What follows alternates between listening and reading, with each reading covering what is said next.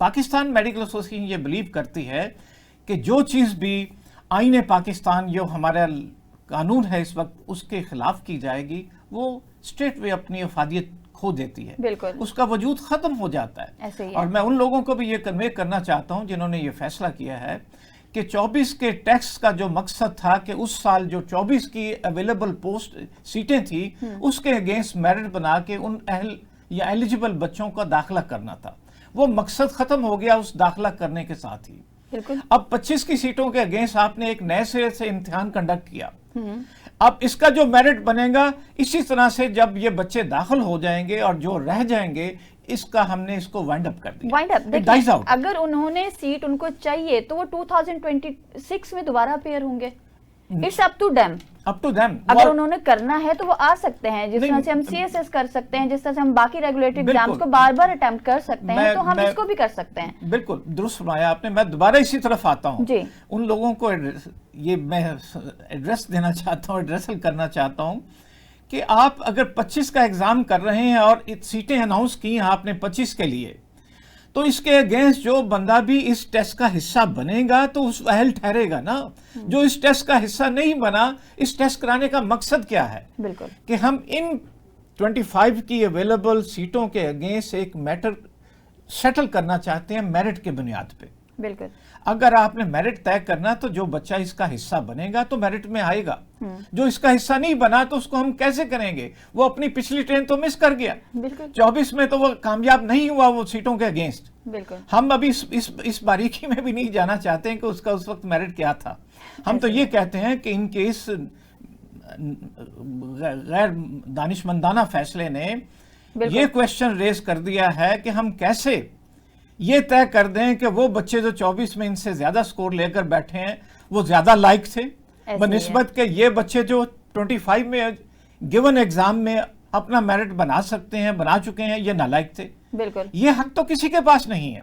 उसका एक ही क्राइटेरिया है कि जो 25 में एग्जाम हुआ उन 24 और 23 के बच्चों को इस एग्जाम का हिस्सा बन के अपना मेरिट तय करना चाहिए। इसमें अगर उनका कोई हक बनता है मेरिट के लिहाज से, उनको हक दिया जा सकता है। अदरवाइज ये बेसिक कॉन्स्टिट्यूशनल जो प्रोविजन है उसकी वायलेशन होगी। ये फैसला ही गलत है और मैं समझता हूं कि हमें इसको फौरी तौर पे वापस लेना चाहिए। ऐसे ही है, क्योंकि देखिए अगर हम इसको दूसरे पहलू में भी देखें तो डॉक्टर साहब देखें, अब जो क्वालिफाई कर गए थे 2024 में और वो डिफरेंट पैराफ्रीज में जाके इंडक्ट हुए हैं बच्चे, अब उनका एग्रीगेट सेंट्रल पंजाब के लिए भी बनता है, तो मतलब वो बच्चे भी मूव कर सकते हैं सेंट्रल पंजाब में। तो 2025 में आने वाले बच्चों की सीटें तो बचती ही नहीं है। तो ये एक जो लॉ बनाया गया है, तो अगर तो आप लोग ये मतलब ये बना ही क्यों है टेस्ट? फिर हर साल क्यों लिया जाता है? फिर पिछले की बेस पे ही इसको लेके आया जाए, फिर 2 साल 5 साल 10 साल पिछले जिनका एग्रीगेट बन गया था, लाइक जो 2-3% से रह गए थे, वो दोबारा आके अप्लाई करना शुरू कर दें। This is not the rule ना। आप किसी भी जगह पे अगर एंट्रेंस के लिए जाते हैं तो उसका उस टाइम पे एंट्रेंस एग्जाम होता है। तो ऐसे नहीं होता है कि पिछले को उठा के तो उसको अगलों वालों को जो है ना नाइंसाफी उनके साथ कीजिए और अपनी मर्जी से कोई भी लॉ आगे लेके आया जाए। क्योंकि आप जो है ना अमेंडमेंट्स कर सकते हैं, चेंजेस कर सकते हैं, but it does not mean कि आप एक लॉ को खत्म करके तो अपनी मर्जी से एक लॉ दूसरा सामने ले आए। आपने बिल्कुल दुरुस्त फरमाया। मैं ये समझता हूँ कि किसी भी मुल्क की शनाख्त के लिए इस तरह जो कौमी सतह के अदारे होते हैं ना, उनकी कदर मंजिलत के साथ यही उनकी एक जो हम कहते हैं मॉरल स्ट्रेंथ होती है कि उनके फैसले ही जॉनसन उनका सलोकाट और उनकी अफादियत को आगे लेकर चलते हैं। तो मैं उन तमाम लोगों से, उन तमाम दोस्तों से जो मेरे हम सफ़र रहे हैं या मुझसे जूनियर थे, कि आपके ऊपर एक कौमी फ्रीज़ा है इस वक्त। इन बच्चों, इनके वालिदैन से मिलने के बाद मुझे यह एहसास हुआ है कि उनके जहनों में बड़े ही एक लॉजिकल अंदेशे हैं, बड़े खदशात हैं। वो ये कहते हैं कि अगर किसी साहिब हैसियत या बड़े के बच्चे बच्ची को अकोमोडेट करने के लिए उनका उस वक्त का स्कोर किया हुआ जो है अगर उसको कैरी ओवर करने की इजाज़त मिलती है, इसका मतलब ये फेवरेटिज्म हो रही है, फिर देना नहीं चाहिए टेस्ट। फिर वो ये कहते हैं कि अगर ऐसे वो ताकतवर लोग हैं तो बाकी लोगों का हक ना मारें। उनके पास तो और बहुत सारे जराए होंगे कि वो किसी तरीके से डॉक्टर भी बन जाएंगे।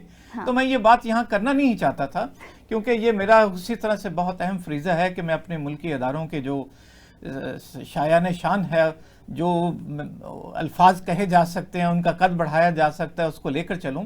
लेकिन ये चीज़ें चूंकि अब आप इसको एक ओपन और अवामी उसमें लेकर जा रही हैं, तो मुझे अच्छा लगा इस लिहाज से कि मैं अब वो जो खदशात बच्चों को सुनकर हमें भी जी। अब कन्विंस हो गए हम लोग भी कि वाकईतन एक चीज जिसको किया ही नहीं जा सकता, हमारे आइन और कानून के मुताबिक नहीं किया जा सकता, अगर वहां बैठ के 10-11 लोगों ने, और मैं इस पर भी बहुत शर्मिंदा हूं कि उन बच्चों ने और बाकी डॉक्टर साहबान जो हमारे कुलीग हैं, हमारी एसोसिएशन के मेंबर हैं, जी। उन्होंने आकर कहा कि ये नॉन इलेक्टेड लोग हैं, इन्होंने nominations through the prime minister office रख के हैंड पिक लोगों ने ये फैसला किया है, और बिल्कुल। अपनी आज़ादी से और मर्जी से शायद ना किया हो, लेकिन मैं नहीं कहता। मैंने कहा जब ये फैसला आ गया तो हमारा हक है कि पाकिस्तानी होने के नाते हम भी उसी तरह से खलूस नीयत से जो चीज़ जहां पर कोताही की सूरत में हुई है हम उसको पॉइंट आउट करें, बिल्कुल। और उनसे हम हक रखते हैं कि हम उनसे मुतालबा करें, वफाकी हुकूमत से भी जी, बिल्कुल। और सूबाई हुकूमत से भी, क्योंकि मैं समझता हूं कि ये सारा इम्पैक्ट जो आना है ना,